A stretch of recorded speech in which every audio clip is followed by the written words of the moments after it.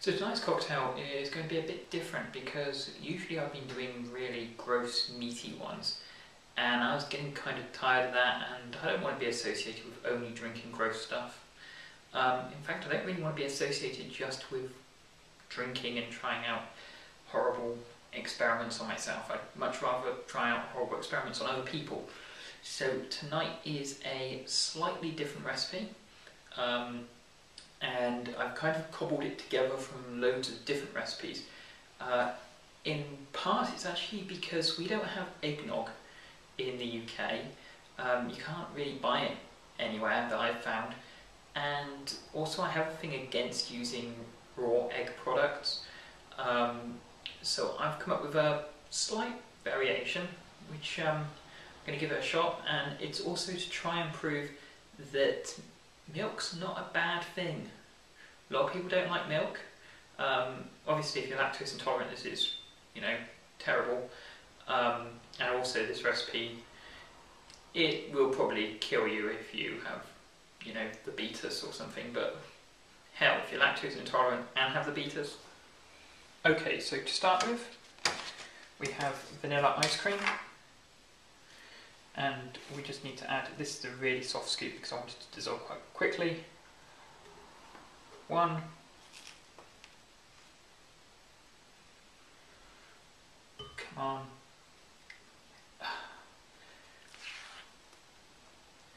Yeah, I'm not being too good on this one. Come on. Now I'm going to put that back in the freezer before it gets all stodgy. Then we add in some sugar. The recipe that I know calls for about a half cup to a cup and a half. So I'm not going to object too much about sugar. Then we have a shot glass here that contains, it's a half teaspoon of cinnamon plus 2.5 teaspoons of ginger. Now you could get away with this recipe with using coffee syrup, gingerbread flavoured coffee syrup, but you have to use a hell of a lot to get the same effect. And then we have some vanilla essence. You need to grab a spoon. You only want half a teaspoon of this stuff. Yeah, I went a bit overboard on that one. You don't want to use too much because you've already got vanilla ice cream in there, and this stuff goes a long, long way.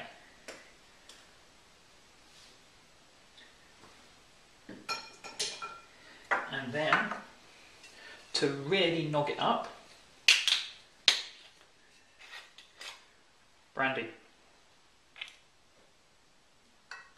I'm going to use roughly about half a shot.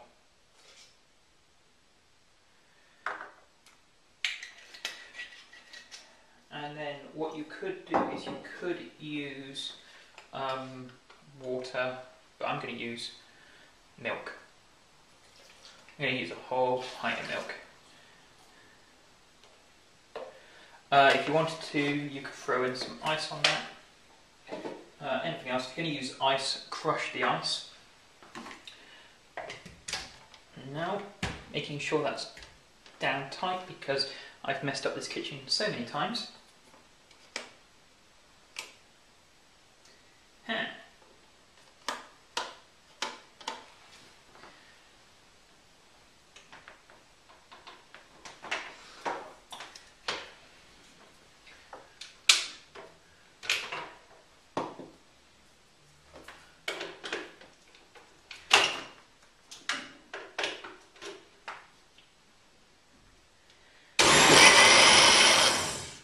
Making sure it's plugged in is a good idea.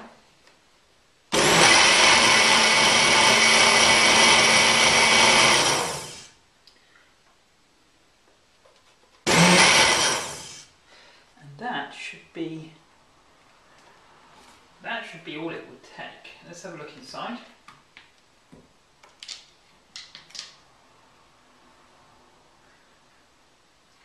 In fairness, I should have used a bit more ice cream just to thicken it up, but the ice cream I had was already melting. I'm going to give that another blitz. Make sure that's down sealed. And that should be good.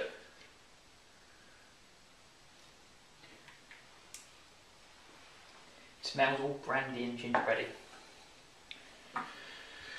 So we take, and bear with me.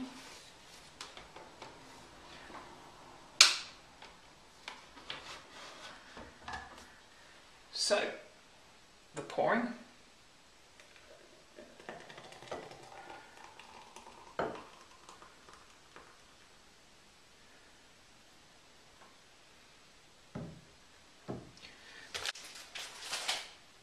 I really should have prepared for this better because I don't have anything at hand. Now we'll see whether I've got the right consistency if this doesn't sink. And you can already see it sinking, but get it to the right consistency and you won't have it sinking. And throw on, you can tell I'm rushing this because I can see it descending. Throw on a little bit of chocolate sauce. Oh, that's thick. You'll spend time to actually get it to look right. I won't. And here we go.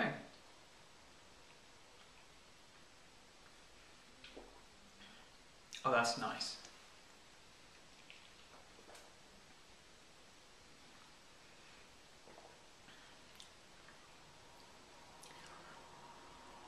It's really good. You can actually use a bit less cinnamon than I used, and actually a bit less ginger.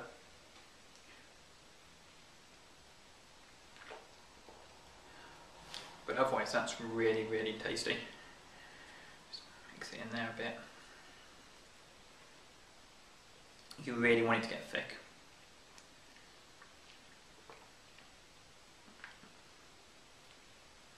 Really blend it in when you make it. You want that ginger flavour throughout, but not in too strong a flavour.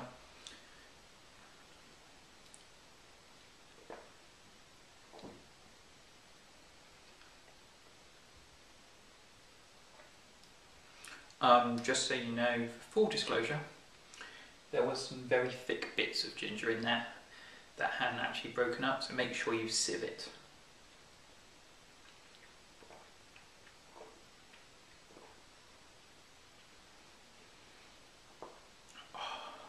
This is good. This is real good.